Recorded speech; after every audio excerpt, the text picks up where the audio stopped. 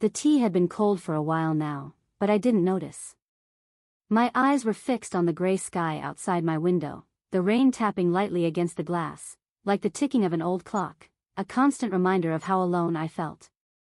I'm Eleanor Baxter, 78 years old. A widow for 15 years now. Some days, it feels like I've lived through several lifetimes. And now, I'm here, living the last one. Quiet. Invisible to everyone. My house in Cumberland, though, that's the one thing that hasn't changed. It's a Victorian house, 2 stories, small garden in the back. It used to be full of life, Matthew's laughter when he was a kid, Henry's voice, music playing on Sundays. Now, all that's left is the creak of the floorboards and the hum of the radio in the kitchen. I stood up slowly, leaning on my cane, feeling my knees groan in protest. The rain was on its way. Did it matter, though? As I passed the mantelpiece, my gaze caught a photo in a dusty frame. It was Henry on our wedding day, sharp suit, hair combed neatly, the faintest smile that always seemed a little out of place. He worked as an engineer at the factory. Quiet, reliable. He showed love through actions, never words. Fixing, building, providing. I touched the glass, feeling a pang in my chest. What would you say, Henry? I whispered. What would you say about our son now? Matthew was born just 2 years after Henry and I tied the knot. We adored him. Spoiled him, but in a good way, I thought. He did well at school, polite, always dreaming of being an engineer like his father. That all changed when Henry got sick. Lung cancer. It took him, fast, ruthless. Matthew was 37 then, working at some insurance company, married to Sarah. I thought grief would bring us closer together. But it only drove us further apart. At Henry's funeral, Matthew seemed like he was in another world. Tall, thin, looking more and more like Henry every day, but without the same spirit. When they lowered the casket, I cried. I couldn't help it. And Matthew? He stood there, staring off into the distance, like it wasn't even his father's funeral. That evening, after everyone else had gone home, I asked him if he was okay. He just shrugged, like it was nothing. Mom, I'm 40. I'm not a kid anymore. You can't cling to the past. It took me a long time to realize, but that was the moment everything started slipping away. The beginning of the end. Not just of Henry, but of us. 3 years later, Matthew divorced Sarah. She was sweet, a bit naive, but she loved him, genuinely. I never fully understood why they broke up. All Matthew would say was that they grew apart. They had a son, Ethan, who was 10 at the time. The custody was split, but Ethan ended up spending more time with Sarah. That's when I noticed the change in Matthew. Calls got shorter, visits got fewer. When he did show up, he'd sit there, glued to his phone, or talk about work, new promotions, new bonuses, a new car. I was proud of his success, but it didn't feel like he was really there. One day, I tried to talk to him about it. Matthew, honey, we've become strangers, I said, setting down the tea. He barely looked up from his phone, eyes flicking over at me. What are you talking about, Mom? I call. I visit. What more do you want? Attention, Matthew. Real attention. He sighed, the kind of sigh you give someone who's being unreasonable. I've got a job, Mom. A life. I can't sit here talking about the neighbors or your TV shows. That's not what I mean, I whispered, trying to hold myself together. He interrupted, cutting me off, his voice almost sharp. You've always been like this, always wanting more. Dad understood, but you didn't. His words hit me like a slap. I couldn't even speak. What was there to say? That I'd worked my whole life as a nurse to give him everything? That I sacrificed so much when Henry was sick, just to make sure Matthew had what he needed? That after Henry was gone, I was the one who helped Matthew with the down payment on his house? I didn't say any of that. A mother shouldn't keep a ledger of her good deeds. As the years went by, I got used to Matthew only calling when he needed something, money. Always. Whether it was for roof repairs, a vacation to get over stress, or new furniture. I never said no. Maybe I shouldn't have forgiven him so much. Maybe I gave too much. But isn't that what mothers do? Isn't that what I've been saving for all these years? Ethan, my grandson, was the only light left in my life. Unlike his father, he actually made an effort to visit. At first with Sarah, and then later on his own. When he was older, he helped me in the garden, listened to my stories about the past, brought me books. He was the one who insisted I learn how to use a smartphone and a computer. "Grandma, you've got to keep up with the times," he said, his voice patient, showing me how to make a video call. "The world's moving, Grandma. You can't let it leave you behind." Because of Ethan, I managed to learn how to make calls, shop online, and even started a gardening blog. It became my little escape. I wrote about growing roses and shared tips with a few dozen subscribers, mostly older women like me. It was small, but it felt good. Ethan went off to university to study biology, so his visits became less frequent. But we made up for it with our video calls. He'd tell me about his studies, his friends, his plans.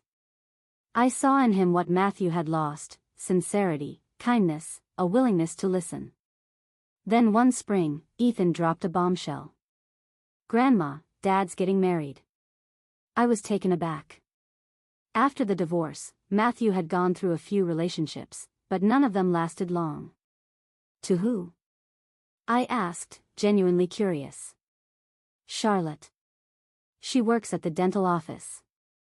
They've been seeing each other for a year now." Kept it quiet. I vaguely remembered Matthew mentioning Charlotte once in passing, but I didn't know the details.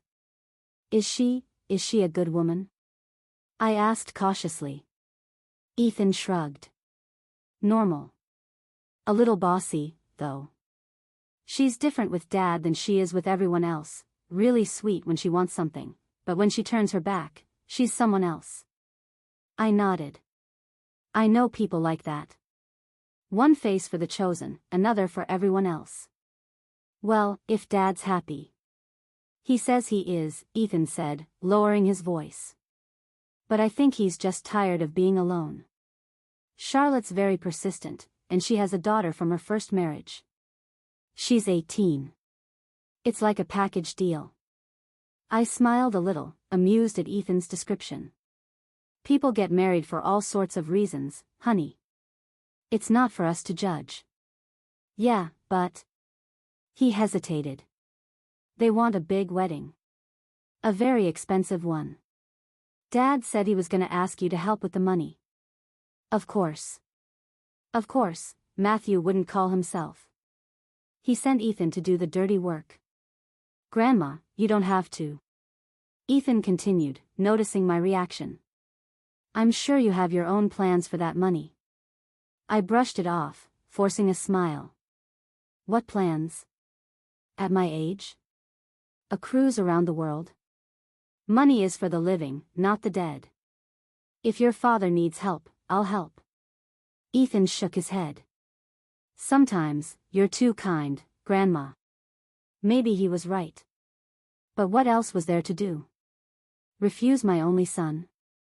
And maybe this wedding would bring us closer. Maybe Charlotte wasn't as bad as Ethan described. Maybe she'd make Matthew happy.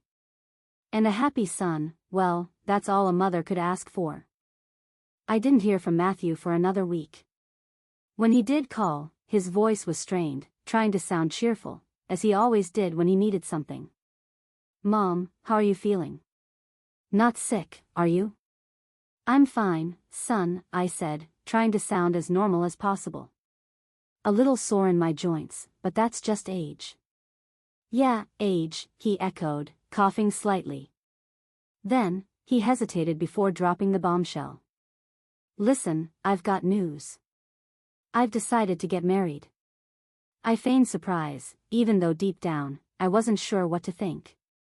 "Really? To who?" "Her name's Charlotte. She's wonderful." You'll love her. Smart, caring, a great hostess. You'll get along. I smiled softly, though something tugged at me. I'm happy for you, Matthew, I said, trying to keep my voice steady. When's the big day? Well, in 3 months.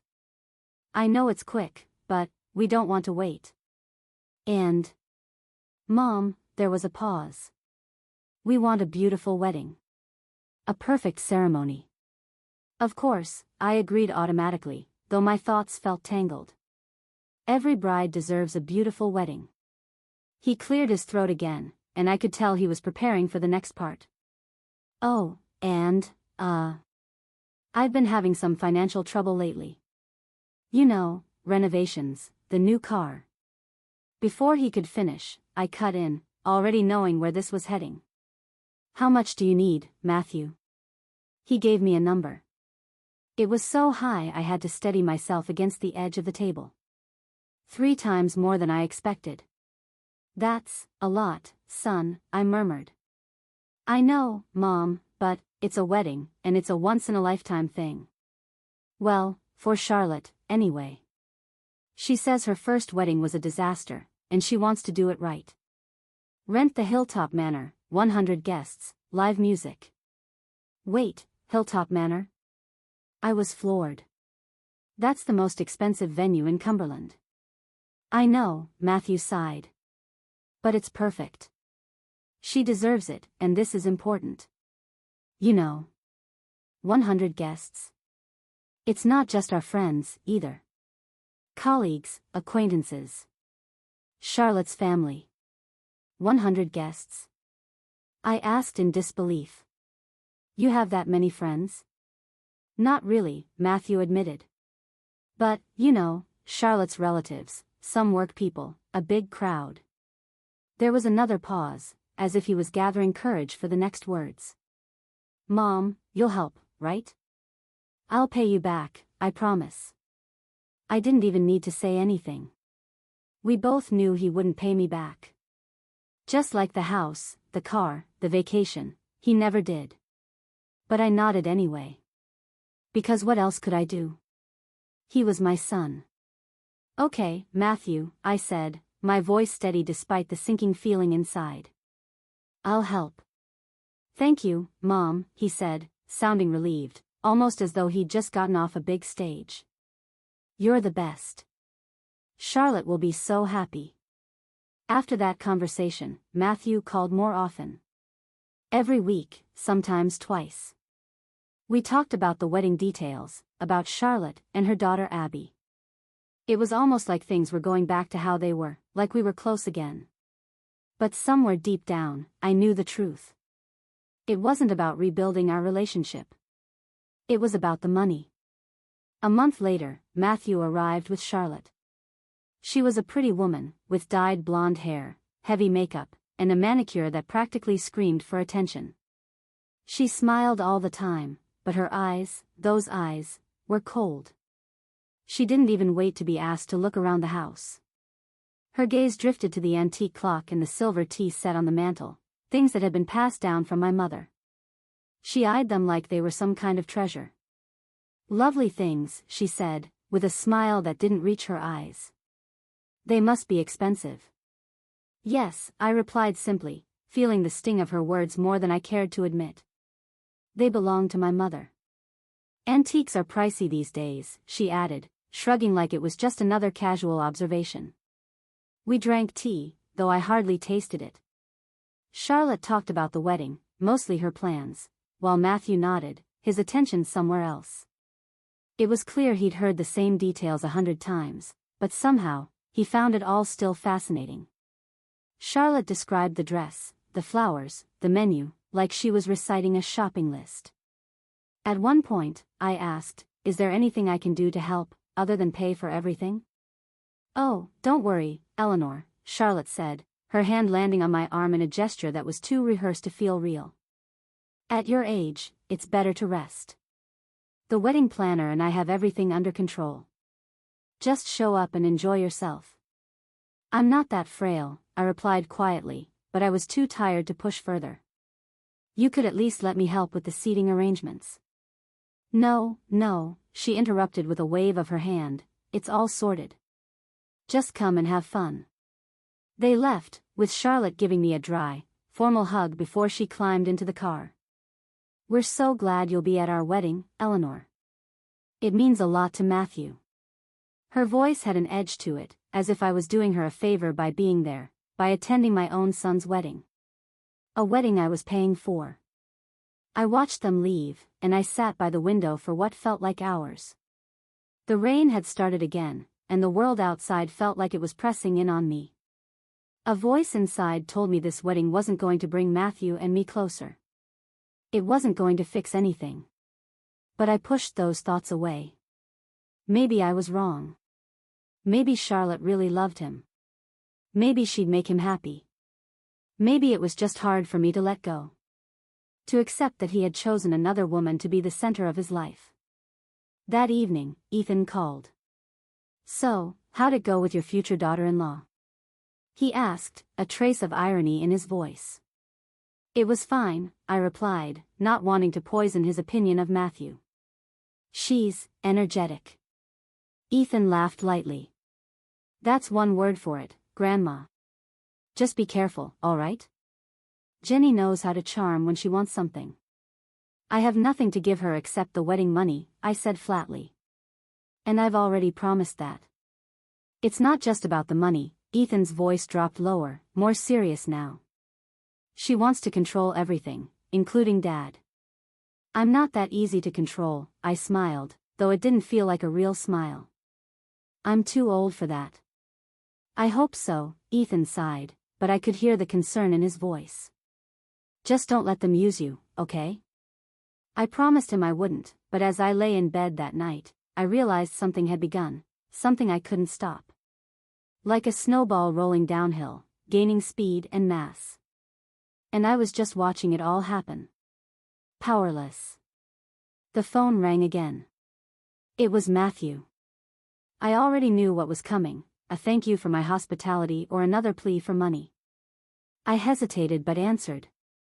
Mom, how are you feeling? You're not sick, are you? I sighed softly. I'm fine, Matthew. Just a little stiff from age, but nothing serious. Yeah, I get that, he said quickly, his voice almost casual. Then there was a long pause. I've decided to get married. I didn't expect that. My mind spun for a moment. Really? Who's the lucky woman? Her name's Charlotte. She's wonderful. I think you'll like her, she's smart, caring, and a great hostess. I pushed back the unease and smiled through the phone. I'm happy for you, Matthew. When's the wedding? In 3 months. I know it's fast, but we don't want to wait, and, you know, it's important. We're planning something beautiful. I could feel a knot tightening in my chest.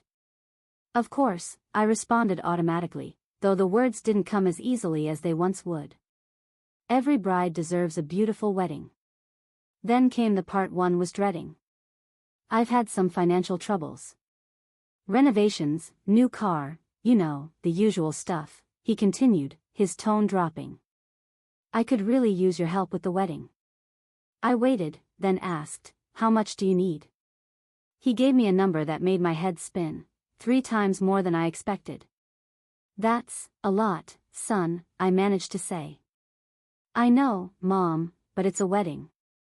It's a once-in-a-lifetime thing. Charlotte deserves the best. You know, Hilltop Manor, 100 guests, live music. Wait, Hilltop Manor? I asked, dumbfounded. That's the most expensive venue in town. I know, he said quickly, almost apologetically. But it's perfect for Charlotte.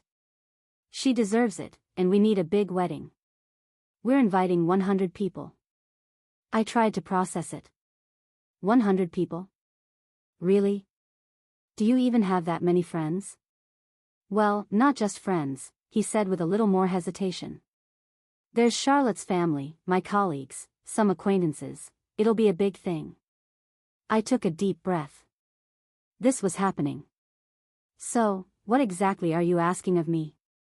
Mom, I need your help. I'll pay you back, I promise. I didn't say anything. We both knew that wasn't going to happen. But I couldn't say no. He was my son. So, I agreed. Okay, Matthew, I'll help. Thank you, Mom, his voice softened with relief. You're the best. Charlotte will be so happy.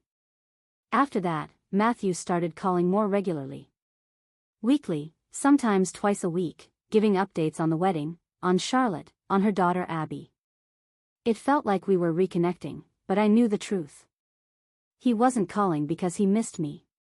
He was calling because he needed something. A month passed. Then, Matthew and Charlotte arrived at my house. Charlotte was attractive, that much was clear. Platinum blonde hair, heavy makeup, and a manicure that screamed for attention. She smiled a lot, but I noticed that her eyes were distant, cold. She didn't wait to be invited inside, she just started looking around, her gaze landing on the antique clock and the silver tea set, my mother's inheritance. She didn't even try to hide her interest. Nice things, she said, her voice a little too sweet. They must have cost a lot. Yes, I replied, my heart tightening. They were my mother's. Antiques are so expensive now, she added carelessly, as though she was remarking on the weather. We drank tea. Or rather, they talked, and I listened. Charlotte was in full-on wedding planner mode, dresses, flowers, menus. Matthew nodded along, looking bored but still somewhat invested. I felt like an outsider, even in my own home. At one point, I asked, is there anything I can do to help with the wedding? Besides paying, of course. Oh, don't worry, Eleanor, Charlotte said, her hand patting my arm with condescension. At your age, it's better to rest. The wedding planner and I have everything under control. You just need to show up and enjoy yourself. I smiled faintly. I'm not that fragile. She waved me off, her smile still plastered on. No, no. It's all set. Just come, relax, and enjoy. And that was it. They left. Charlotte gave me another stiff, polite hug. We're so glad you'll be at our wedding, Eleanor, she said, her words not matching her tone. It means a lot to Matthew.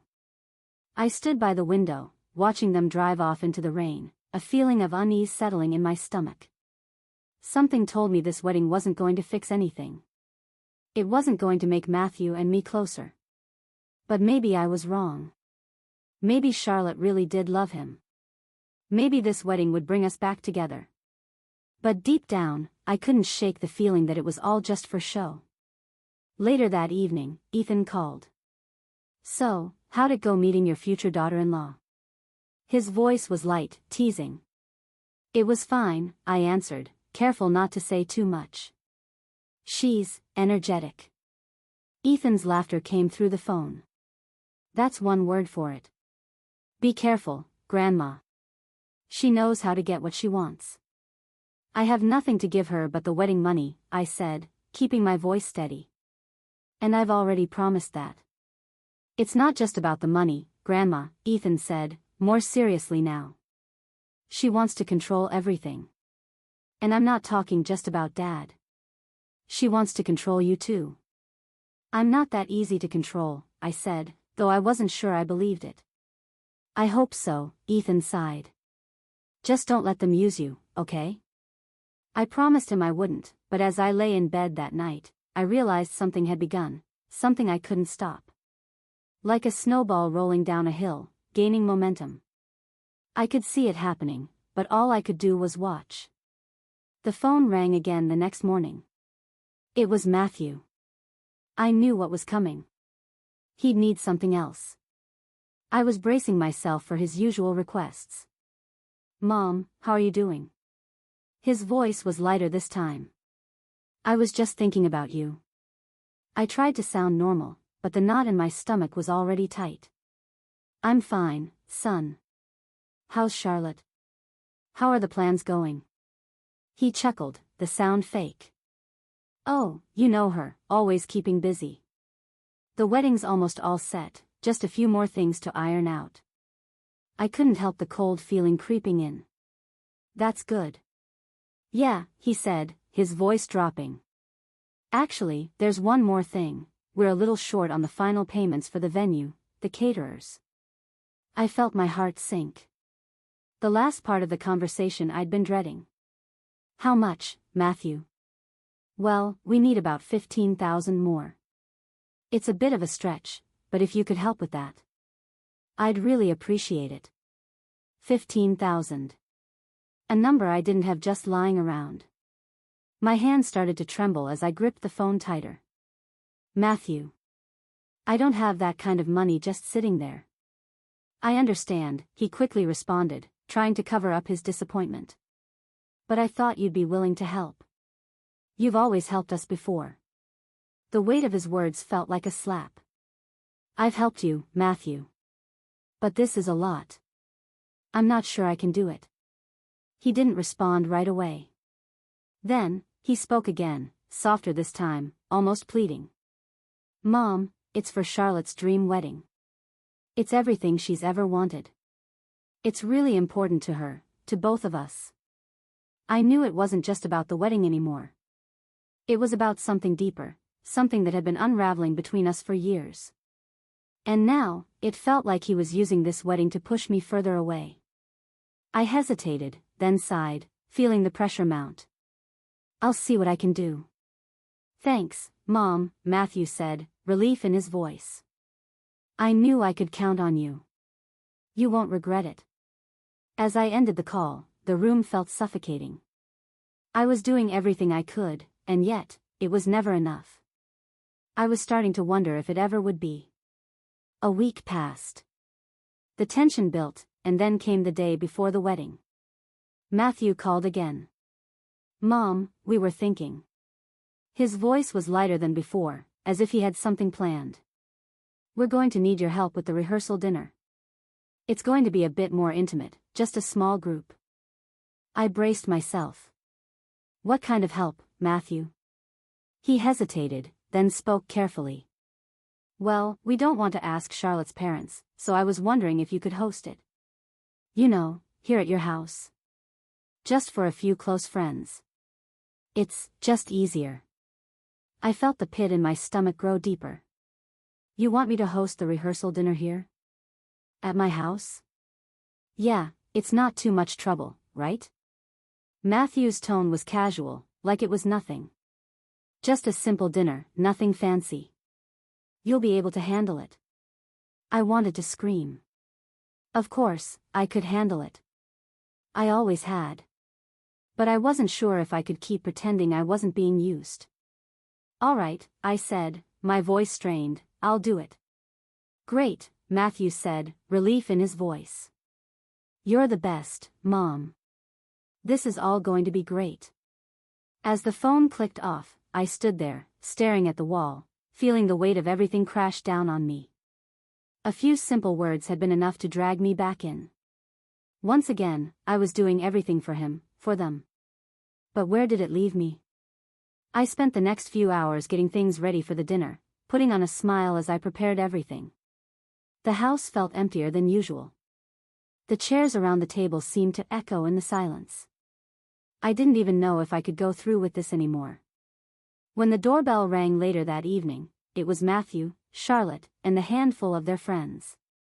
Hey, Mom, Matthew said, smiling as he stepped inside. This looks great. Thanks for doing all this. We owe you one. I smiled tightly, trying to keep my voice steady. It's no trouble at all. But it was. And they both knew it. The evening wore on in a blur of small talk, laughter that didn't feel genuine, and the sound of silverware clinking against plates. It was everything I had expected, and nothing I wanted.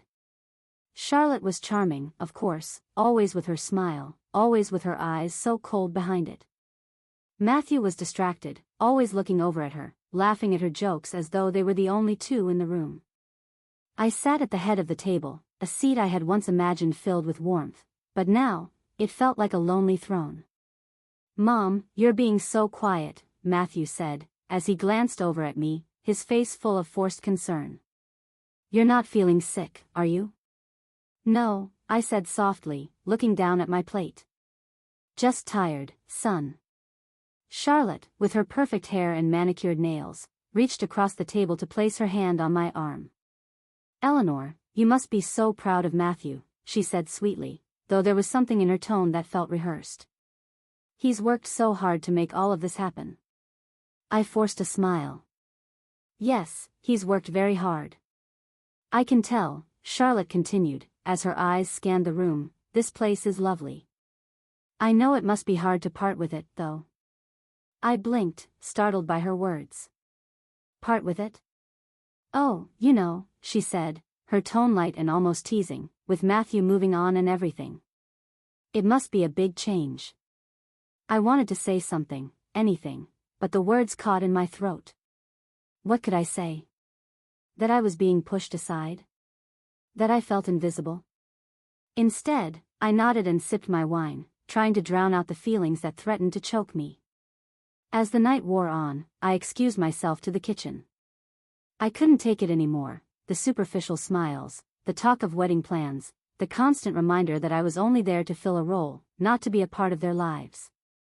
I stared at the dishes in the sink, wishing I could walk away from it all. But I couldn't. I had promised to help. I had promised to be there. The doorbell rang again. I took a deep breath and wiped my hands on the dish towel. I'll get it, I called out, though my voice felt hollow. When I opened the door, I found Ethan standing there, his expression serious. Grandma, we need to talk. I felt a twinge of relief, though it was short-lived. What's wrong? He stepped inside, his eyes darting to the back of the house. I heard some things, Grandma. Things about tonight. About what's been going on. Is everything okay? I asked, trying to sound calm, though I could feel the tension building. Yeah, but it's not about that. It's about Matthew. About how he's treating you. Ethan's voice dropped low, almost as if he was afraid someone would overhear. He's using you, Grandma. And you know it. I stood there, frozen, staring at him. What do you mean? I mean that he's only calling you when he needs something, Ethan continued, his face hardening. This wedding? It's all about what he wants. He doesn't care about you. He just cares about getting what he can from you. I couldn't breathe. The words felt like a slap. But they were true, weren't they? I couldn't remember the last time Matthew had just called to ask how I was doing, or if I was okay. It was always about what he needed. I sank into a chair, feeling the weight of everything come crashing down on me. I know, Ethan. But what am I supposed to do? He's my son. Ethan sat beside me, his voice soft but insistent. You don't have to keep doing this, Grandma. You don't have to keep letting him use you like this. I looked down at my hands, feeling the years of sacrifice in every wrinkle. I don't know how to stop, Ethan. I've spent my whole life giving. It's hard to stop now. I know it is, he said, his voice gentle. But it's okay to say no. It's okay to take care of yourself. I closed my eyes, letting his words sink in. But if I say no, what happens then? What happens to me? You'll be free, Ethan said quietly, his voice filled with certainty. You'll be free to live your life for yourself. To live the way you want. And just like that, something inside me shifted. The heaviness I had been carrying for so long seemed to lighten, just a little. I don't know if I can do that, Ethan, I whispered, my voice breaking. I don't know how. Ethan placed his hand on mine, his grip firm and steady. I believe in you, Grandma. And I'm here for you.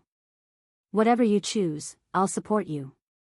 And in that moment, for the first time in years, I realized that maybe, just maybe, I could choose something different. I could choose to let go. The next morning, I woke up feeling different. Lighter, maybe. I wasn't sure if it was because of Ethan's words, or if it was something inside me finally starting to change. But whatever it was, it felt like a crack in the dam, a small shift in the way I had been living. I went through my usual routine, making tea, checking my emails, and sitting by the window, but something was different. The weight that had been pressing down on my chest for so long wasn't quite as heavy. The phone rang again, and for a moment, I considered letting it go to voicemail. But I knew who it was. "Mom, it's Matthew." His voice came through the line, casual as always. "Hey, how's it going?" I took a deep breath before speaking. "I'm doing all right, Matthew. How about you?" "I'm good, just busy with wedding stuff," he said, his voice picking up a little. "Listen, about the wedding. I wanted to thank you again for helping out. You're a lifesaver." The words sounded rehearsed, too smooth. I could practically hear him grinning through the phone. "Yeah," I replied, my voice flat. "I'm glad I could help. Actually," he continued, "there's just one more thing I wanted to ask you." I felt a cold knot form in my stomach. I knew what was coming. "Matthew," I said, cutting him off before he could finish. "I need to tell you something." There was a pause on the other end of the line. I could practically hear him bracing for whatever I was about to say. "I can't keep doing this," I said softly, my voice shaking. "I can't keep giving and giving, only to be used. You've only called when you've needed something, money, favors. But where have you been for me? Where have you been when I needed you?" There was silence. Then, Matthew spoke, his tone guarded. "Mom, I'm just trying to make sure everything goes smoothly for the wedding. You know how important it is. I didn't mean to hurt you."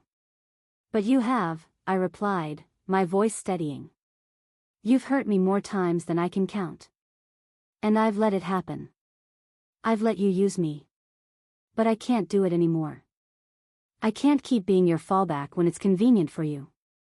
"Mom, I didn't know you felt this way," he said, his voice softening, though I could hear the tension still there. "I didn't mean for you to feel used." "I know you didn't," I said quietly. "But it doesn't change what's been happening.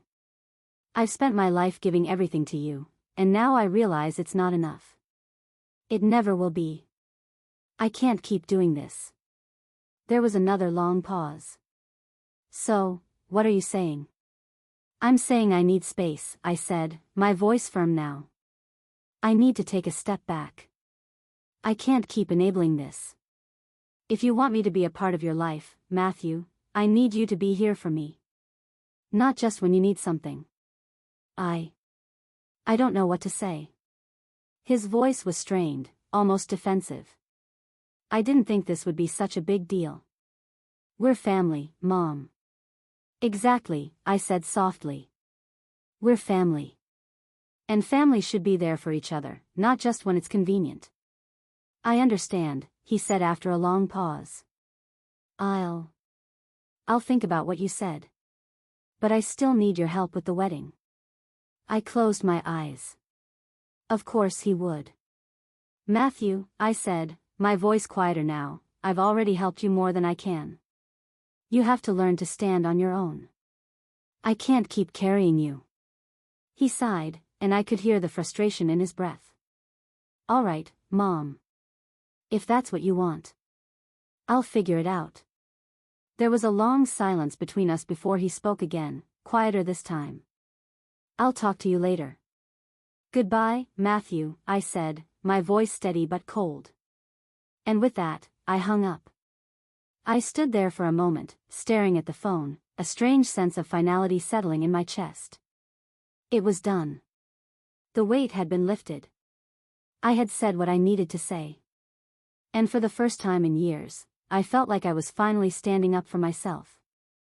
I didn't know what the future would bring, whether Matthew would accept this, or if I'd be left out in the cold. But for the first time in a long while, I didn't care. I was free. Later that day, I received a message from Ethan. "How did it go?" he asked. I smiled softly to myself before replying. It went exactly how it needed to. The following days were quieter than usual. I stayed in my routine, but everything felt different, calmer, lighter, like I had finally made a decision that was all my own. There were no more calls from Matthew, no more requests for money or favors. The silence felt heavy at first, but as the days passed, it became a peaceful kind of silence, one I hadn't experienced in years. Ethan continued to check in, his concern never wavering. He was my constant, the one who understood without judgment, who supported me no matter what. "You okay, Grandma?" he asked one afternoon, his voice warm and familiar. I smiled as I sat on the couch, sipping my tea. "Yeah, I'm all right. Things are changing." "Good changes?" "Yes," I said softly, feeling the weight of those words. "For the first time, I'm not just existing for everyone else. I'm living for me." Ethan was quiet for a moment, processing what I had said. "I'm really proud of you, Grandma," he said finally, his voice thick with emotion. "I've never heard you sound this peaceful." "I am," I replied, feeling the truth of it settle deep inside me. "I've spent too long letting everyone else dictate how I live my life. Now, I'm taking control." "I knew you'd get there," Ethan said, a smile in his voice. "You're stronger than you think." I smiled back, feeling a warmth spread through me. "Thank you, Ethan. You've always been there for me." "I'll always be, Grandma. Always." It was a few days after that conversation when I got a call from Robert. "Eunice," he said, his voice full of warmth. "How are you?" I felt my heart lift just hearing his voice. "I'm doing well, Robert. Things are starting to feel different. Better, I think." "I'm glad to hear that," he replied, his tone thoughtful. "I've been thinking a lot about us. About how much we've been through, and what's ahead." I paused, surprised by the sudden shift in his words. "What do you mean?" "I mean, I've enjoyed our time together," Robert said slowly, carefully. "More than I thought I would. And I feel like we've built something meaningful, even if it's just starting." I felt a flutter in my chest. "Robert, I feel the same way. You know," he continued, "life at this stage can feel like it's winding down, but I'm beginning to think that we're just getting started." I smiled softly, the idea taking root in my heart. "Maybe we are." There was a long pause, the silence between us comfortable, but charged with something unspoken. Finally, Robert spoke again, his voice steady and full of intent. "Eunice, would you like to go away for a little while? Maybe take a trip, just the two of us?" The question caught me off guard, but in a way, it felt right. "A trip? Where?" "I was thinking the coast," Robert said. "Somewhere quiet, peaceful. Just time for the two of us to enjoy each other's company." The thought of leaving, of stepping away from everything for a while, felt both exciting and terrifying. But it also felt freeing. "I'd love that," I said, the words slipping out before I could second-guess them. "Let's do it." Robert's voice brightened. "Really?" "Yes," I said, feeling the sense of adventure stir within me. "I think it's time." "Then it's settled," he said, his voice warm with relief. "I'll take care of the details. You just bring yourself." I laughed softly. "I'll do my best." And with that, everything began to feel like it was falling into place. For the first time in a long time, I wasn't afraid of what came next. I had found peace in myself, in my decisions, and now, I was ready to embrace the future, whatever it held. A week later, Robert and I were on our way to the coast. The drive was long, but it didn't matter. There was a quiet excitement between us, an unspoken understanding that we were embarking on something new, something fresh. The world outside the car window seemed to blur as we talked about everything and nothing, memories from the past, plans for the future, and even the simple joy of being together. When we arrived at our destination, the sun was beginning to set, casting a warm, golden glow over the sea. The sound of the waves crashing against the shore was a welcome lullaby, a gentle reminder that everything would be okay. Robert took my hand as we walked along the beach, the sand soft beneath our feet. The air was cool, and the sky stretched out above us in a canvas of colors. It felt like the world was just for us. "Matthew," I said, cutting him off before he could finish. "I need to tell you something." There was a pause on the other end of the line. I could practically hear him bracing for whatever I was about to say. "I can't keep doing this," I said softly, my voice shaking. "I can't keep giving and giving, only to be used. You've only called when you've needed something, money, favors. But where have you been for me? Where have you been when I needed you?" There was silence. Then, Matthew spoke, his tone guarded. "Mom, I'm just trying to make sure everything goes smoothly for the wedding. You know how important it is. I didn't mean to hurt you." "But you have," I replied, my voice steadying. "You've hurt me more times than I can count. And I've let it happen. I've let you use me. But I can't do it anymore. I can't keep being your fallback when it's convenient for you." "Mom, I didn't know you felt this way," he said, his voice softening, though I could hear the tension still there. "I didn't mean for you to feel used." "I know you didn't," I said quietly. "But it doesn't change what's been happening. I've spent my life giving everything to you, and now I realize it's not enough. It never will be. I can't keep doing this." There was another long pause. "So, what are you saying?" "I'm saying I need space," I said, my voice firm now. "I need to take a step back.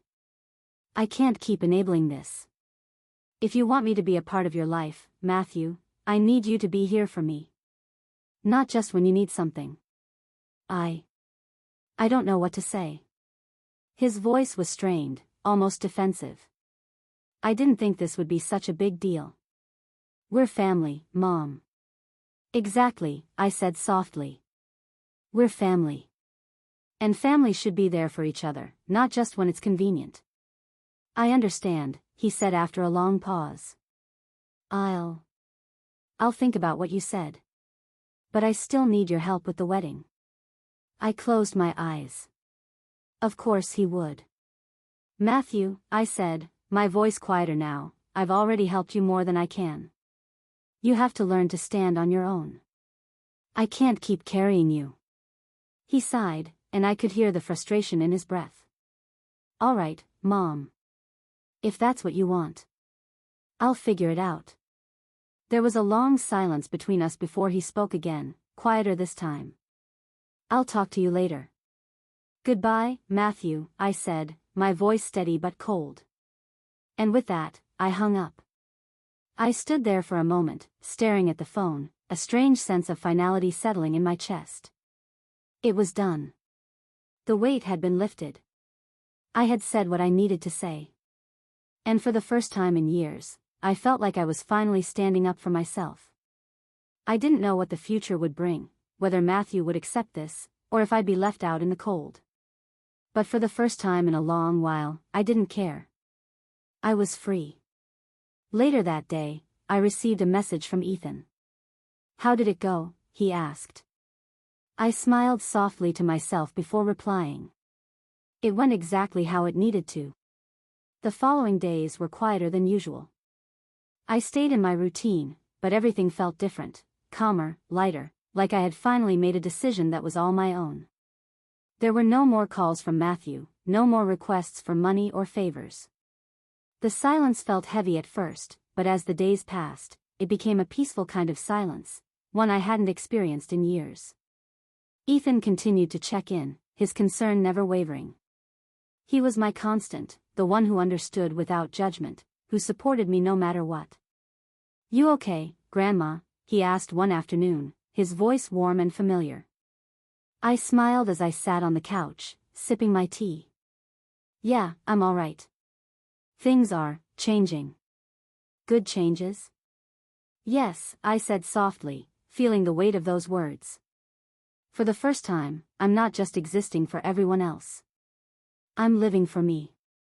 Ethan was quiet for a moment, processing what I had said.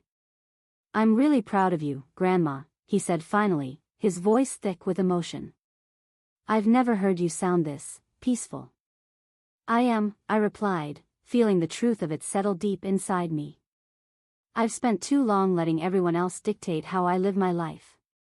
Now, I'm taking control. I knew you'd get there, Ethan said, a smile in his voice. You're stronger than you think. I smiled back, feeling a warmth spread through me. Thank you, Ethan. You've always been there for me. I'll always be, Grandma. Always.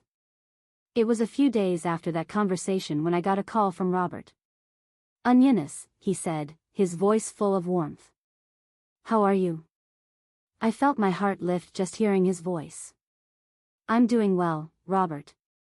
Things are starting to feel different. Better, I think.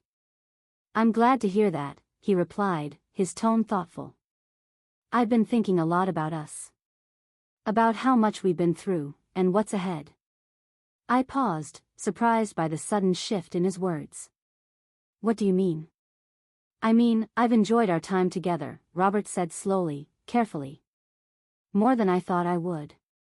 And I feel like we've built something meaningful, even if it's just starting. I felt a flutter in my chest. Robert, I feel the same way. You know, he continued, life at this stage can feel like it's winding down, but I'm beginning to think that we're just getting started. I smiled softly, the idea taking root in my heart. Maybe we are. There was a long pause, the silence between us comfortable, but charged with something unspoken. Finally, Robert spoke again, his voice steady and full of intent. Anyanis, would you like to go away for a little while? Maybe take a trip, just the two of us? The question caught me off guard, but in a way, it felt right. A trip? Where? I was thinking the coast, Robert said. Somewhere quiet, peaceful. Just time for the two of us to enjoy each other's company. The thought of leaving, of stepping away from everything for a while, felt both exciting and terrifying. But it also felt freeing. I'd love that, I said, the words slipping out before I could second-guess them. Let's do it. Robert's voice brightened. Really? Yes, I said, feeling the sense of adventure stir within me. I think it's time. Then it's settled, he said, his voice warm with relief. I'll take care of the details. You just bring yourself. I laughed softly. I'll do my best. And with that, everything began to feel like it was falling into place. For the first time in a long time, I wasn't afraid of what came next. I had found peace in myself, in my decisions, and now, I was ready to embrace the future, whatever it held. A week later, Robert and I were on our way to the coast. The drive was long, but it didn't matter. There was a quiet excitement between us, an unspoken understanding that we were embarking on something new, something fresh. The world outside the car window seemed to blur as we talked about everything and nothing, memories from the past, plans for the future, and even the simple joy of being together. When we arrived at our destination, the sun was beginning to set, casting a warm, golden glow over the sea. The sound of the waves crashing against the shore was a welcome lullaby, a gentle reminder that everything would be okay. Robert took my hand as we walked along the beach, the sand soft beneath our feet. The air was cool, and the sky stretched out above us in a canvas of colors. It felt like the world was just for us. I smiled softly, taking a moment to consider his question. I guess I haven't really thought about it that way, I said slowly. But I'm learning to think for myself, to do things for myself. I've spent so many years taking care of everyone else that I forgot what it meant to live for me. Ethan nodded, a small smile tugging at the corner of his lips. That's what I mean. You've been through so much, Grandma. But now, you're free. What do you want to do with that freedom? I thought for a moment, and for the first time in years, the answer came to me easily. I want to travel. I want to see the world, experience new things. I don't want to be stuck in the past anymore. Ethan's smile widened. I love that. You deserve it, Grandma. I smiled back, feeling a wave of gratitude for the young man who had become my anchor in all the stormy seas of life. Thank you, Ethan. For everything. Over the next few months, Robert and I made plans to travel. We decided to start small, a few weeks in Europe, visiting the places I had always dreamed of seeing. It wasn't just about the destinations, it was about the experience, the freedom, and the joy of discovering new things together. As I packed my bags for the first trip, I felt a mix of excitement and nerves. It felt like a new chapter, a fresh start. I was finally embracing the life I deserved, a life where I was free to do whatever I wanted, without the weight of expectations or guilt holding me back. The night before we left, Robert and I sat together, talking about all the things we were excited to see and do. "I can't believe this is really happening," I said, a sense of wonder in my voice. "I can," Robert said, his hand resting gently on mine. "You've earned this, Eunice. You've earned every moment of joy you're going to find on this trip." I squeezed his hand, feeling the warmth of his words settle deep in my heart. "I don't think I've ever felt this alive." He smiled, his eyes soft with affection. "Then let's make the most of it." And so we did. We spent the next few weeks exploring the beauty of Europe, from the streets of Paris to the beaches of Italy. We laughed, we discovered, and we created memories that would last a lifetime. In every city we visited, I found a new piece of myself, an adventurous, carefree spirit that had been buried for far too long. By the time we returned home, I was a different woman. I was no longer the person who had lived her life in the shadows of others. I was free. I was me. And that was all I had ever needed to be. The return to reality was gentle. After weeks of exploring new cities and learning to live in the moment, the quiet of home felt comforting rather than suffocating. Robert and I had found a new rhythm, one where our days were filled with light and laughter instead of the heaviness I had known for so long. Back in the small town, things had shifted. I no longer felt the pull of the past, no longer haunted by the ghosts of what could have been. The house felt different, quieter, freer. There was a peace here now, a calm that had settled into the walls. Robert stayed with me for a few weeks after our return. We spent our time gardening, painting, and making plans for future trips. We had learned to take things slow, to enjoy the small moments, and for the first time in years, I felt like I was living for myself, not anyone else. It was one afternoon, as I watered the flowers on the balcony, that I saw Ethan walking up the path. His face was serious, but there was a warmth in his eyes that made my heart skip a beat. "Hey, Grandma," he said, his voice soft. "Can we talk?" I put down the watering can and wiped my hands on the towel. "Of course, honey.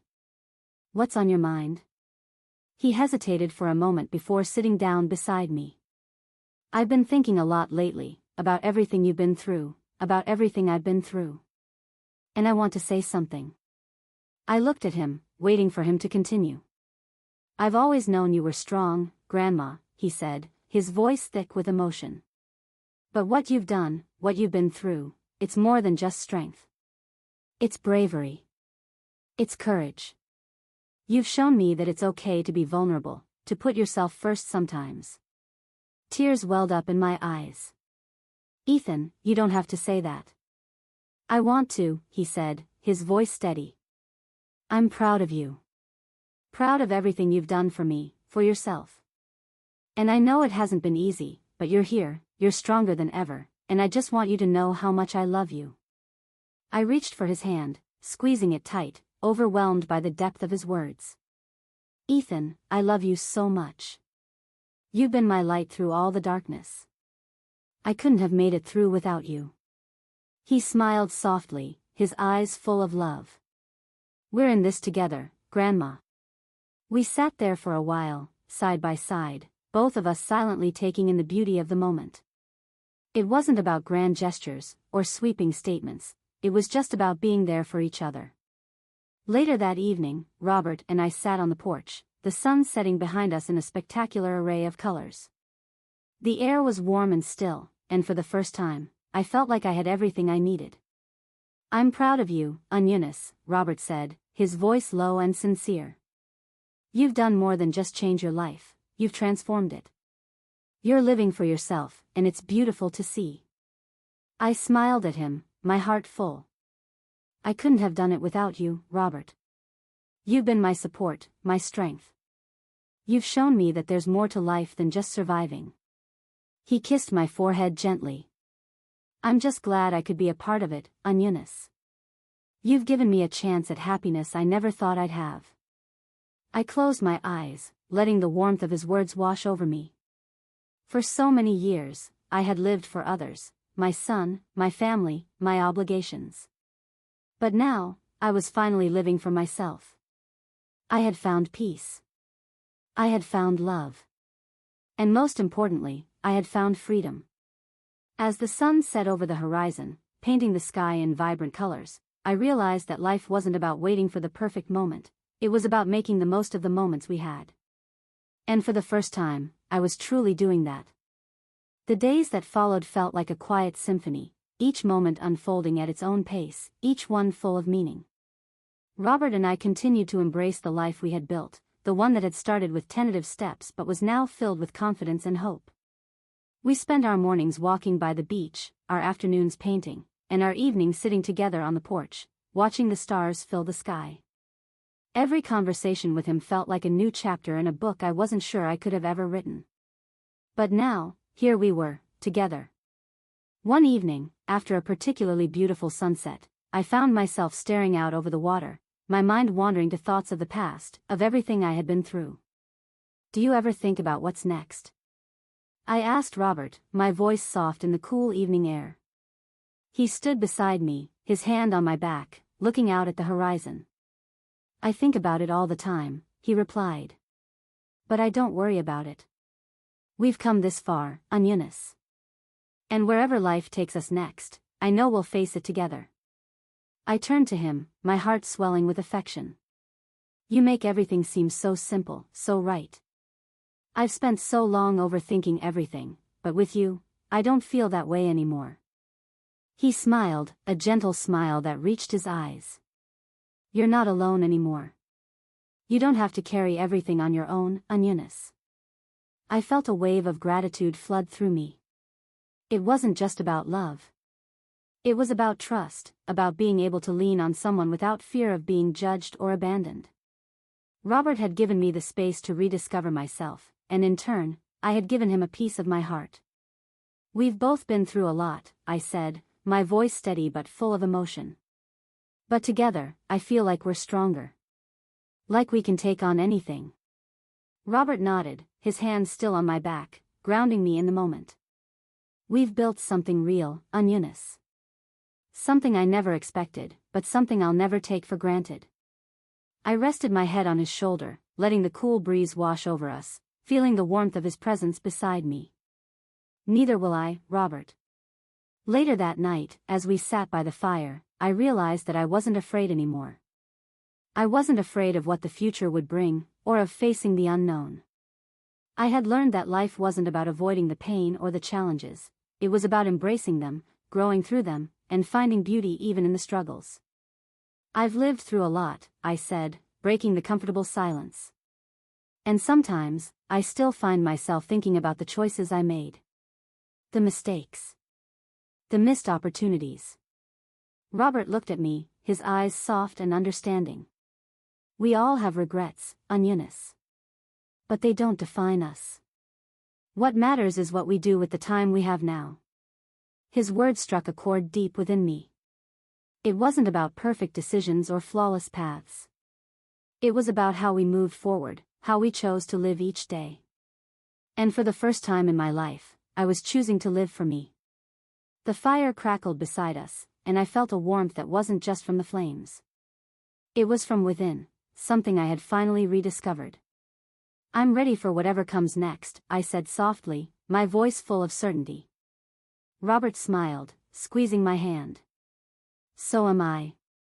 And for the first time in a long time, I felt like everything was exactly as it should be. The weeks that followed felt like a continuation of the dream I had been living. Robert and I found new rhythms together, new ways to embrace the simple joys of life. The mornings were spent with coffee and long walks along the shore, and the evenings were filled with soft conversations, the flickering light of the fire, and the comfort of knowing we were building something beautiful, together. One evening, as we sat on the porch, the sky painted in shades of gold and purple, Robert turned to me with a thoughtful look on his face. "Anjunas," he said, his voice low and sincere. "There's something I've been thinking about, something I want to ask you." My heart skipped a beat, a mixture of curiosity and anticipation swirling inside me. "What is it?" He took a deep breath, his gaze steady as he reached for my hand. "I know we've only been together for a short time, but I feel like we've both been given a second chance at life. And I don't want to waste any more time." My breath caught in my chest, and I felt the weight of his words settle deep in my soul. "What are you saying?" "I'm saying." He paused, his voice full of emotion, "I want to spend the rest of my life with you, Anjunas. Will you marry me?" I stared at him, my heart pounding in my chest, my thoughts racing. Marry him?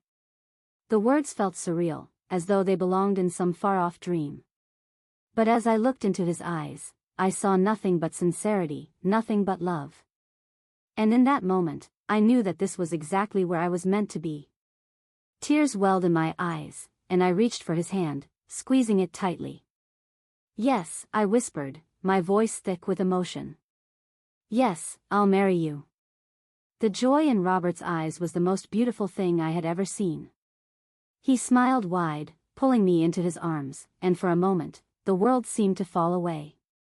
There was only the two of us, surrounded by the quiet sound of the waves and the steady beat of our hearts. "I never thought I'd feel this way again," he said, his voice full of wonder. "But you've shown me what it means to truly live, Anjunas. To love without fear, without hesitation." I pulled back slightly, looking into his eyes, my heart full. "You've shown me the same, Robert. I never imagined I could feel this way again. But with you, everything feels possible." We stood there, holding each other in the golden light of the setting sun, and for the first time in a long time, I felt completely at peace with my life. I had been through so much, endured so many challenges, but I had come out the other side stronger, wiser, and more capable of love than I had ever known. "I've learned so much, Robert," I said softly, my voice steady now. "I've learned that it's never too late to find happiness. To find love. To find peace." He kissed my forehead gently, his lips warm against my skin. "And I'm so glad I found it with you, Anjunas." As the night fell around us, I knew that this was just the beginning. We had found something rare and beautiful, something worth holding on to. And together, we would face whatever came next, side by side, as partners, as soulmates, and as two people who had been given a second chance at life and love. And as we stood there, watching the stars appear one by one in the sky above, I couldn't help but think that maybe, just maybe, all the pain, all the heartache, had been worth it. Because it had led me to this moment, to Robert, to love, and to a future full of endless possibilities. The days following our engagement were a whirlwind, full of joy, excitement, and the anticipation of a future I had once only dreamed of. Robert and I spent hours talking about the wedding, our plans, our future, and what we wanted our life together to look like. There were no more doubts, no more second-guessing. For the first time in my life, I was certain about the path I was on. One afternoon, as we sat together in the garden, Robert turned to me, his eyes full of something deeper than love, something that felt eternal. "Anjunas," he said, his voice soft, "I've been thinking a lot about our future. About everything we've been through, everything we've learned." I smiled, my heart swelling with affection. "I've been thinking about it too. And I can't imagine going through it with anyone but you." He reached for my hand, his grip steady and warm. "You know, sometimes, life takes us through the hardest paths, paths we don't think we'll survive. But I think we're here for a reason. I think everything that's happened has led us to this moment." I nodded, feeling a deep truth settle in my chest. "I've been through a lot, Robert. But I've never felt more alive, more complete than I do now, with you." Robert smiled, his eyes full of tenderness. "And I feel the same way. I never imagined that this is where my life would lead. But now that I'm here, with you, I know it's exactly where I'm meant to be." I looked up at him, the sun casting a golden glow over his face. "I never thought I'd find love again. Not like this." Not after everything I've been through. You deserve this, Eunice, Robert said, his voice thick with emotion. You deserve everything good that's come your way. And more. I took a deep breath, the weight of his words settling in my heart. For the first time in years, I felt like I was truly seen. Truly loved. Not out of obligation, but because of who I was. And that, more than anything, was the greatest gift I could have ever received. Let's make the most of this, Robert, I said softly, my voice full of certainty. Let's build the future we've always wanted, one day at a time. Robert kissed my forehead gently, his lips warm and tender. We will, Eunice. Together, we'll make it happen. As the days passed, our wedding plans came together smoothly, and the excitement grew with each passing moment. I found myself surrounded by love, Robert's love, Ethan's love, and the love I had for myself, for the life I was finally embracing. And when the day of the wedding arrived, it felt like a dream. The sun was shining, the sky was clear, and there was an overwhelming sense of peace in the air. I was ready. Ready for this next chapter, ready for a life filled with love, laughter, and endless possibilities.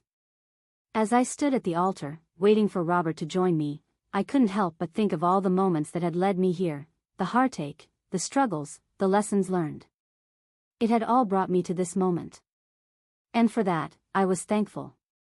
When Robert took my hand, I looked into his eyes and saw a future I could never have imagined for myself. A future full of love, hope, and endless happiness.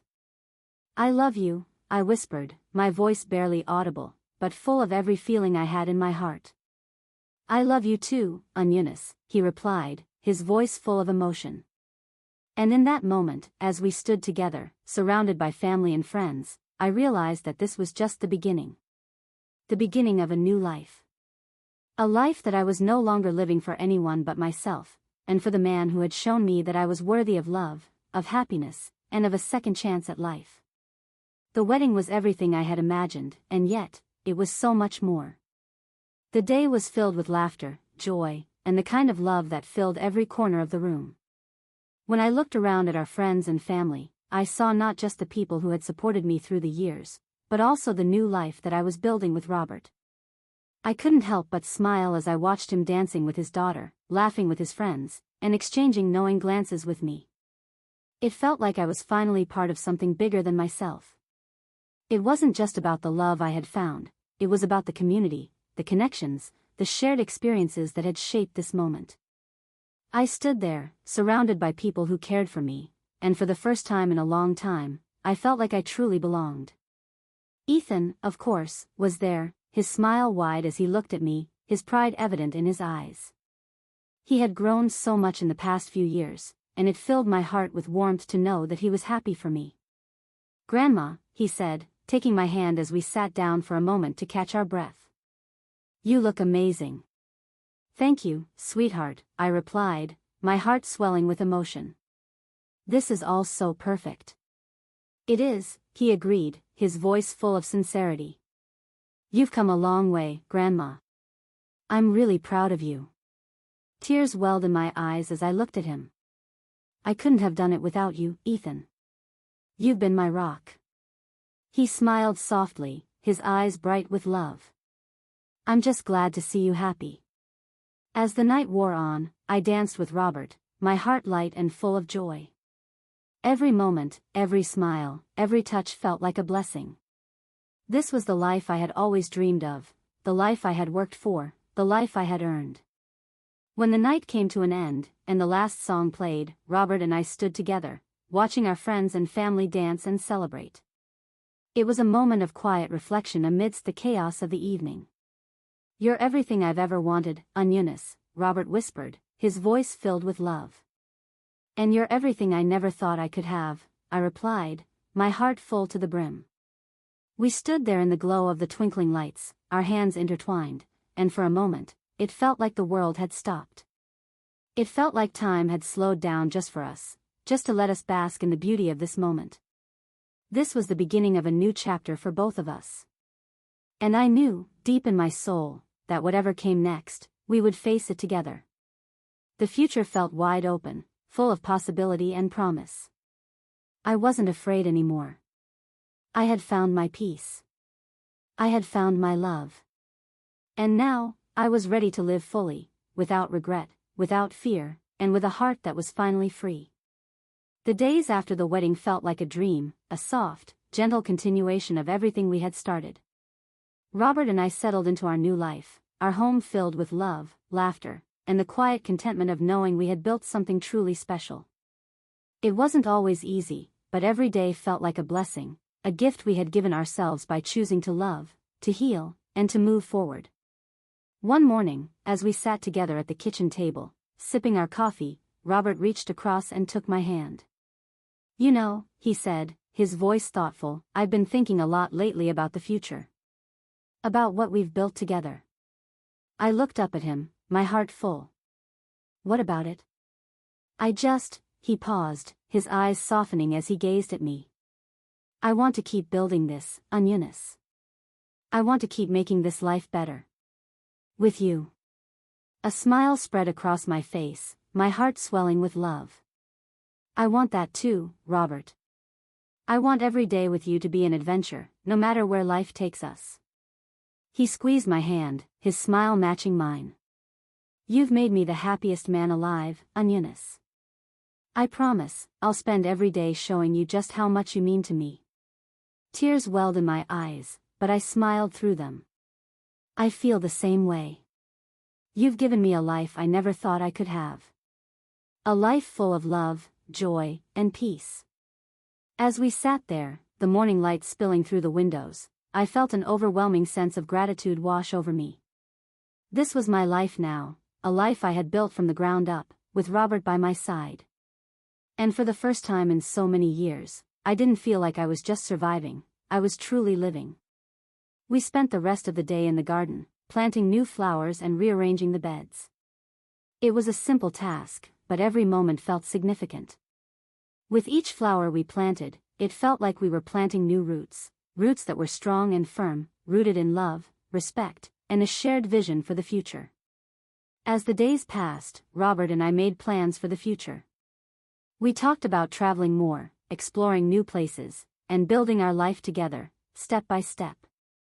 Every conversation was filled with possibilities, with excitement for what the future held. But more than that, I found joy in the small moments.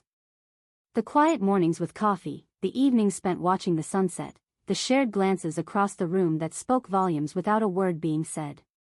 One evening, as we sat on the porch, watching the sky turn from gold to pink, Robert turned to me, his voice soft. "Eunice, do you ever think about all we've been through? How far we've come?" I nodded, a sense of contentment settling in my chest. "I do. All the time. It hasn't been easy, but every step has led me to you." His eyes softened, and he reached for my hand. "I feel the same way. Every hardship, every challenge, it's all led me to this moment. To you." I smiled, my heart full. And I wouldn't trade any of it. Not for a single thing. We sat there in silence, watching the sky change colors, and I realized that, for the first time in my life, I was exactly where I was meant to be. This was my life now, peaceful, full of love, full of promise. And it was mine to live. As the seasons changed, so did the rhythm of our lives. Robert and I settled into a new kind of routine, one that was filled with peace, warmth, and an unwavering sense of togetherness. We spent more time outdoors, tending to our garden, going on long walks, and simply enjoying the small moments that had once felt so elusive. There were no more rushes, no more pressures. The world seemed to move at our own pace now. The house, which had once felt so lonely, was now full of life, laughter, love, and the comfort of knowing we were building a life that was uniquely our own. One evening, as we sat on the back porch, watching the sun dip below the horizon, I turned to Robert, a thought settling in my mind. "Do you ever wonder what's next for us?" I asked, my voice quiet. Robert looked over at me, his eyes soft and full of understanding. "All the time," he said. "But the thing is, Eunice, I'm not worried about the future anymore. I used to be, wondering what would happen next, what was coming. But with you, I've realized that it's not about what comes next. It's about what we make of now. I smiled at him, the truth of his words sinking in. You're right, I said, squeezing his hand. We've spent so much of our lives worrying about what's coming, we've forgotten to appreciate what we have right now. And what we have right now is everything I could have ever wanted. He smiled, his eyes full of love. I feel the same way. I'm not worried anymore. I'm exactly where I want to be, with you. The warmth of his words wrapped around me like a blanket, and for a moment, the world felt perfect.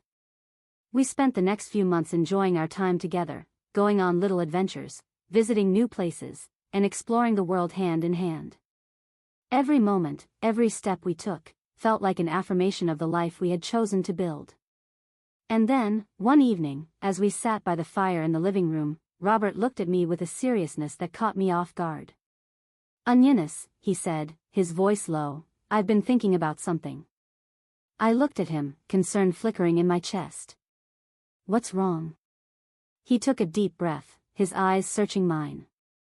I've been thinking about us. And what we've built. And how much I want to keep building it, together. My heart began to race, but I waited for him to continue. I want to be with you, Eunice. For the rest of our lives.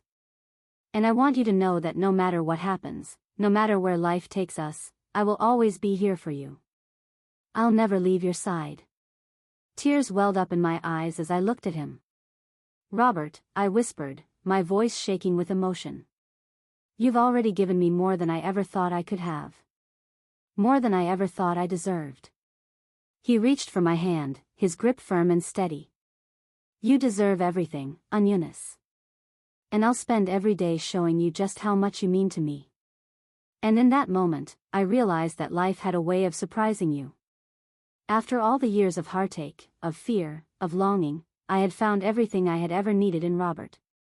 I smiled through my tears, my heart full. I love you, Robert. With all of my heart. He kissed me gently, his lips soft against mine.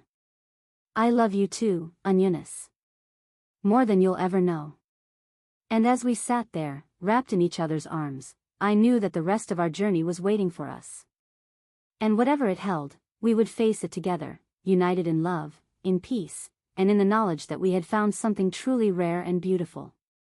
The months that followed were filled with contentment, but they also held a quiet understanding that life wasn't always about grand moments, it was about the little things. Robert and I found joy in the everyday, in the simplicity of shared glances, soft laughter, and the comforting silence of being together.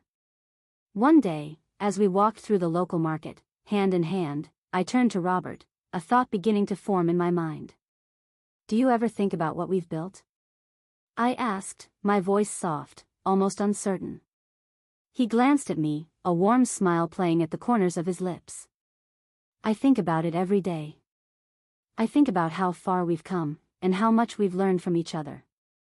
I smiled, feeling a rush of warmth in my chest. I don't think I ever realized how much I needed this, Robert. How much I needed someone who understood me, someone who loved me for exactly who I am. Robert stopped walking and turned to face me, his expression serious but full of love. You're everything I've ever wanted, Eunice. Everything I never thought I could find. And now that I have you, I know this is where I'm meant to be. I felt my heart swell with emotion, and I reached for his hand, squeezing it gently. I feel the same way, I whispered. I never thought I could have this kind of happiness, but now, here we are, and it feels like everything is falling into place. He smiled at me, his eyes full of warmth. We've worked hard for this, Eunice. We've both been through so much, and now, we've earned this peace. I nodded, my thoughts drifting back to all the years of struggle, of pain, of moments when I never thought I'd find my way out. But here I was, with Robert, with love, and with the certainty that I had finally found my place in the world. I'm ready for whatever comes next, I said, my voice steady and full of resolve. I've spent too many years afraid of the future, afraid of what might happen. But now, I'm ready. I'm ready to live fully, to embrace what life has in store. Robert took a deep breath, his eyes softening as he gazed at me. And I'm ready too, Eunice. Whatever comes, we'll face it together. Just like we always have.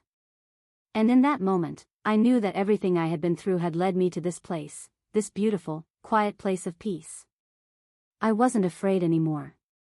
I was ready to live for myself, to build the life I had always dreamed of, and to share it with the man who had become my everything. Together, I whispered, the word carrying more weight than I could ever explain.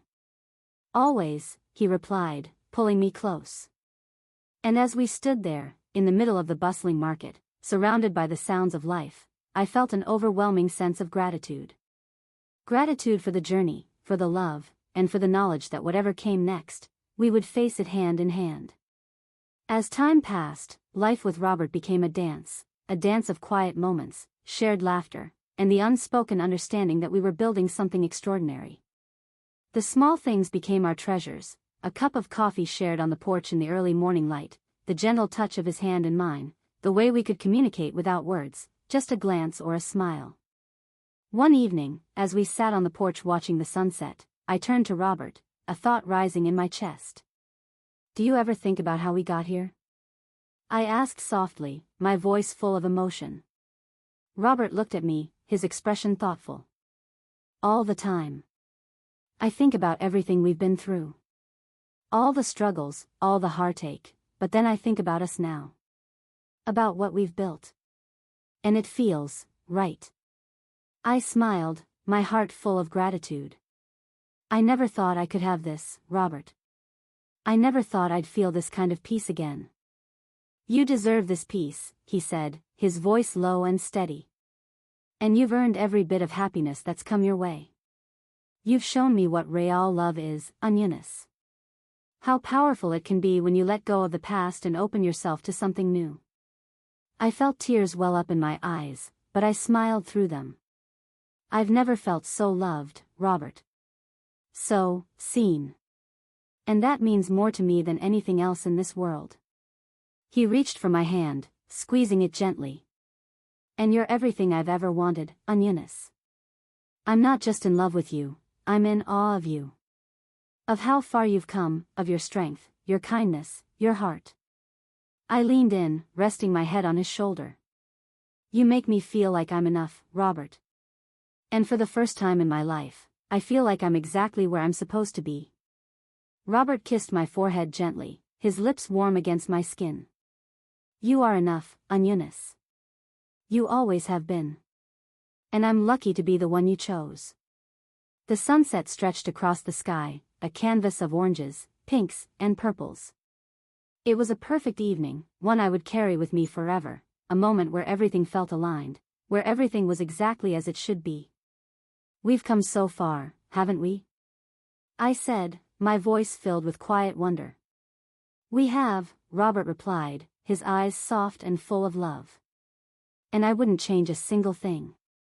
We sat there in silence, watching the sky change colors, knowing that whatever the future held, we would face it together, united in love, in trust, and in the belief that we had created something beautiful. In that moment, I realized that I had finally found the peace I had been searching for my entire life. And it was in the love we had built, in the life we had chosen. It was simple, it was quiet, but it was everything. And for the first time, I felt a deep sense of contentment, knowing that no matter what came next, I was exactly where I was meant to be. As the days grew longer, Robert and I found ourselves more immersed in the life we had created together. It was a peaceful existence, one filled with small joys and simple pleasures. We spent weekends exploring the countryside, visiting quaint little towns, and always returning home to the warmth of each other's presence. One afternoon, as we sat on the porch, sipping iced tea and watching the world go by, Robert turned to me with a thoughtful expression. Eunice, he said softly, his voice carrying a depth of emotion, I've been thinking. I turned to face him, intrigued. About what? He paused for a moment, gathering his thoughts. About how we've built something so special, how much we've grown together. And I can't help but wonder, do you ever think about all that's behind us? All we've been through to get here? I smiled, my heart swelling with affection. I do. all the time. It's hard not to. Sometimes I look at you, and I can't believe how far we've come. I can't believe I've found this kind of love. But when I really think about it, I realize it's all led us to this moment, to the life we have now. Robert's gaze softened, his eyes filled with love. I feel the same way. It wasn't easy, but I wouldn't change a thing. Every challenge, every moment of doubt, it all led us here. And now, we have something that's just ours. Something beautiful. I nodded, feeling the weight of his words settle deep within me. I never thought I could have something like this, Robert. A love that feels so right, so real. I spent so many years thinking I didn't deserve it, thinking I wasn't worthy. But now, with you, I know that I was just waiting for the right person to come along. Robert reached for my hand, his touch warm and comforting. You deserve all of this, Eunice. You've given so much of yourself to others, and now, it's your turn to receive love and happiness. And I promise, I'll spend the rest of my life making sure you know just how much you mean to me. Tears welled up in my eyes, but I blinked them away, not wanting to interrupt the quiet, tender moment we were sharing. You've already shown me more love than I ever thought possible. You've made me believe in myself again, Robert. And for that, I'll always be grateful. He leaned in and kissed me softly, a kiss that was full of promise, of a future we would continue to build together. You don't have to thank me. You're everything to me, Eunice. And I'll spend the rest of my life showing you just how much you mean to me. We sat there for a while, in the comfortable silence that only comes from being with someone who truly understands you. The world moved on around us, but in that moment, everything felt still. Peaceful. Perfect. As the sun began to set, casting its golden light across the sky, I realized that I was exactly where I was supposed to be. I had found my home, not in a place, but in Robert. We've come so far, I whispered, my voice full of gratitude. We have, he replied, his hand gently squeezing mine. And we'll keep going, Eunice. Together. And as the night unfolded, I knew that no matter what challenges or joys the future held, we would face them side by side, our love growing stronger with each passing day. As the seasons continued to shift, so did the rhythm of our life. Robert and I found ourselves in a peaceful, contented routine, one that was full of shared smiles, quiet evenings, and the simple pleasure of being in each other's company. We had come so far, and every day felt like a new chapter in a book I never imagined I would get to write. One evening, as we sat on the porch, watching the fireflies dance in the soft summer air, I turned to Robert, a thought settling in my heart.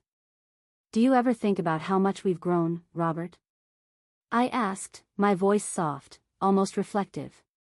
He looked over at me, his expression full of love. I think about it every day. How much we've been through and how far we've come. It's hard to believe sometimes, but I'm so grateful for it all. For you. I smiled, my heart full of warmth. I feel the same way. I never thought I could find peace again. But with you, I feel like I've found everything I've been searching for. Robert reached for my hand, his touch gentle, grounding. You've always been enough, Eunice. You just had to realize it for yourself. Tears filled my eyes, but they were not tears of sadness, they were tears of gratitude. I don't think I could have ever realized it without you, Robert. You've shown me what it means to truly live, to love without fear. He kissed my forehead, his lips warm against my skin. You've taught me that too, Eunice. I never thought I'd find someone like you. But now that I have, I know I'll never let you go. I leaned in, resting my head on his shoulder, and for the first time in so long, I felt completely at peace. I had found my home, not in a place, but in Robert's arms. As the night stretched on, the stars beginning to twinkle overhead, I realized that we had created something special. Not just a life, but a bond, one that would withstand the tests of time. And in that moment, with Robert by my side, I knew I was exactly where I was meant to be. We had both been through so much, but here we were, together, stronger than ever. And with every day that passed, I knew that our love would continue to grow, blossoming into something even more beautiful than I had ever imagined. "This is it, Robert," I whispered, my voice full of emotion. "This is what I've been waiting for." He kissed me softly, his touch tender, reassuring. "And this is just the beginning, Eunice. We'll keep making our dreams come true, together." As the fireflies flickered around us and the world felt like it had slowed down, I realized that life, with all its ups and downs, had led me to this moment. To Robert. And that was all I needed. The years that followed felt like a culmination of everything Robert and I had dreamed of. Our life together was full of peace, love, and the joy that only comes when two people truly understand each other. Every day felt like a gift, and we cherished each moment, whether it was a quiet morning with coffee on the porch or a shared laugh over dinner. One afternoon, as we sat in our favorite spot by the window, watching the rain fall softly outside, I turned to Robert, my heart full of affection. "Do you ever think about how we've ended up here?" I asked, my voice soft, almost in awe. He smiled at me, his eyes full of warmth. "All the time. It feels like we've come full circle, doesn't it? Like all the pain, all the heartache, led us to this moment." I nodded, my thoughts drifting to the years before we had met, the struggles, the loneliness, the feeling that I would never find happiness again. But now, looking at Robert, I realized that all of it had been worth it. "I never imagined life could be like this," I said quietly. "So full of love, so full of peace." Robert reached across the table, taking my hand in his. "You've deserved this peace all along, Eunice. I'm just grateful I got to be the one who shares it with you." Tears welled up in my eyes as I looked at him. "You've given me more than I could ever have asked for. More than I ever thought I deserved." He squeezed my hand gently, his voice steady. "And you've given me the same. You've taught me what real love is, what it means to truly care for someone, to be there through it all." We sat there for a moment, in the soft light of the rain, feeling the weight of all we had built together. It wasn't just the big moments, it was the quiet ones, the simple ones, that had truly defined our relationship. "I love you, Robert," I whispered, my voice full of emotion. "I love you too, Eunice," he replied, his voice thick with sincerity. "More than you'll ever know." And as we sat there, watching the rain fall softly against the window, I realized that the journey we had taken had been one of growth, of healing, and of finding love when we least expected it. Life had tested us, had thrown its challenges our way, but we had weathered it all, together. And now, as I looked forward to the future, I knew that whatever came our way, we would face it with the same strength and love that had brought us here. "Here we are," I said, my voice filled with quiet wonder. "Together. And it's everything I've ever wanted." Robert kissed my forehead, his lips warm and gentle. "And it's everything I've ever wanted, too." And with that, I knew, deep in my soul, that the love we had built would continue to grow, stronger, deeper, more beautiful with every passing day.